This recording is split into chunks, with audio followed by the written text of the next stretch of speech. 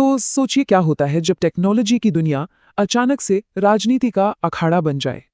चलिए आज इसी पर बात करते हैं। देखते हैं कि कैसे एक बड़ा सा ग्लोबल एआई समिट एक जबरदस्त राजनीतिक तूफान के बीच में आ फंसा। जगह थी नई दिल्ली का शानदार भारत मंडपम। दुनिया भर से बड़े बड़े लीडर्स आए हुए थे। आर्टिफिशियल इंटेलिजेंस पर एक ग्लोबल समिट चल रहा था। सब भारत की टेक्नोलॉजी पावर देखने इकट्ठा हुए थे। मतलब माहौल एकदम फ्यूचर की बातों और नई नई खोजों से गूंज रहा था। लेकिन फिर समिट के आखिरी दिन जब सब कुछ बढ़िया चल रहा था, टेक्नोलॉजी और भविष्य पर बातें हो रही थीं, तभी अचानक कुछ ऐसा हुआ जिसने सबका ध्यान खींच लिया।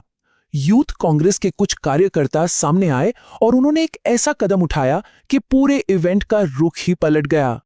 तो सवाल यह है कि आखिर हुआ क्या था? वो कौन सी बात थी, कौन सी चिंगारी थी जिसने इस पूरे विवाद को हवा दे दी? ये थे वो शब्द, पीएम इज कॉम्प्रोमाइज्ड। बस 3 शब्द, लेकिन इतने दमदार कि इन्होंने एक पल में ही उस पूरे टेक इवेंट को एक पॉलिटिकल बैटल ग्राउंड में बदल दिया। ये प्रधानमंत्री पर एक बहुत ही सीधा और कह सकते हैं एक गंभीर इल्जाम था। तो अब देखते हैं कि जो लोग विरोध कर रहे थे उनका क्या कहना था। इंडियन यूथ कांग्रेस ने अपने इस एक्शन को सही कैसे ठहराया, चलिए उनका पक्ष समझते हैं। देखिए, यूथ कांग्रेस का कहना था कि ये सिर्फ एक प्रोटेस्ट नहीं था।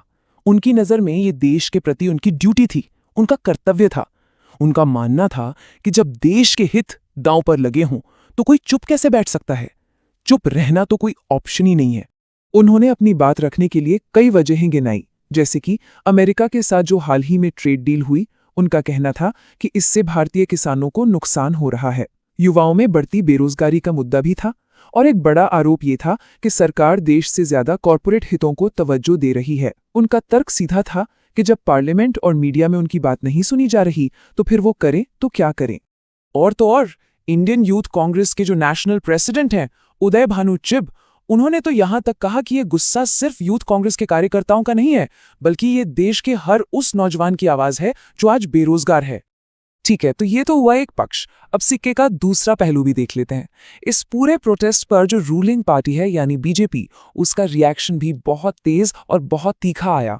यहां पर एक ही घटना को लेकर 2 बिल्कुल अलग अलग कहानियां सामने आई।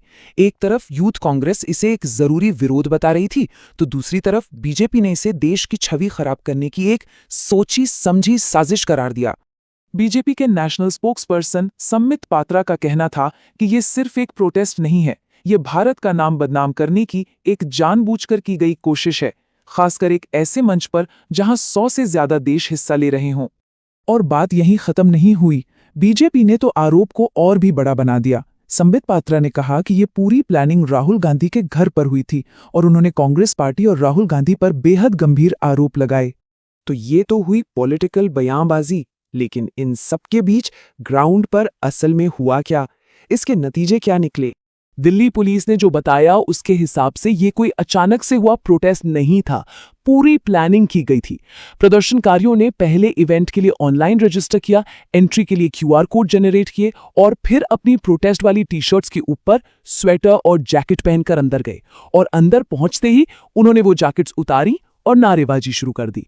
तो मतलब ये एक पूरी तरह से प्लान्ड एक्शन था। और इसके फौरन बाद एक्शन भी हुआ।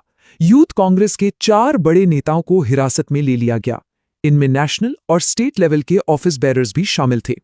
लेकिन कहानी में एक और बड़ा ही इंटरेस्टिंग ट्विस्ट है, और वो ये कि इस मुद्दे पर खुद कांग्रेस पार्टी के अंदर से ही 2 अलग-अलग तरह की बातें सुनने को मिली। सोचिए, एक तरफ तो पार्टी की यूथ विंग एआई समिट का जोरदार विरोध कर रही थी, और दूसरी तरफ पार्टी के ही एक सीनियर एमपी शशि थरूर उसी इवेंट की कामयाबी की तारीफों के पुल बांध रहे थे। ये चीज इस पूरे मामले को और भी ज्यादा कॉम्प्लेक्स बना देती है ना? तो आखिर इस पूरे टकराव का मतलब क्या है?